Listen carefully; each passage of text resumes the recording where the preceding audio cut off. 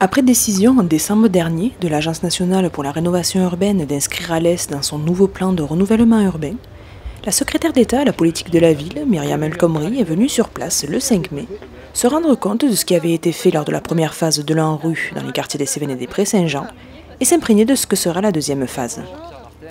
Un nouveau programme plus social, dans lequel un contrat de ville et de nombreux projets sont et seront élaborés en concertation avec les citoyens.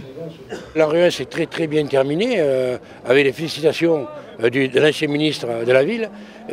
Donc le départ du nouveau ANRU 2, écoutez, commence très bien sur des bons augures, puisque Madame le ministre est venue, non pas inaugurer, mais lancer ce nouvel ANRU. C'est vrai que déjà nous avons travaillé énormément, et dans la préfiguration de l'ANRU 2, nous sommes nationalement le premier à avoir présenté les documents. Tout est prêt pour qu'on puisse signer vers le mois de juin, ce qui sera exceptionnel, puisque normalement on devrait signer qu'en 2016. Ça a été un plaisir qu'elle ait pu visiter Alès, et c'est important parce que c'est vrai que si derrière on n'a pas ces gens-là qui sont là aussi pour nous entendre, pour entendre nos demandes et puis surtout pour nous soutenir, c'est clair qu'on n'avance pas.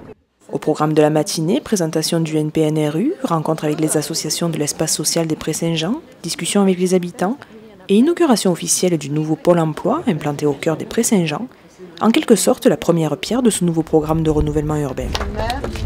Myriam El Khomri a pu constater le dynamisme alésien. J'ai un sentiment qu'il y a une vraie mobilisation de tous les acteurs locaux, une vraie volonté d'aller dans le même sens. J'ai aussi, et je ressens, une vraie mobilisation de nombreux services publics de l'État.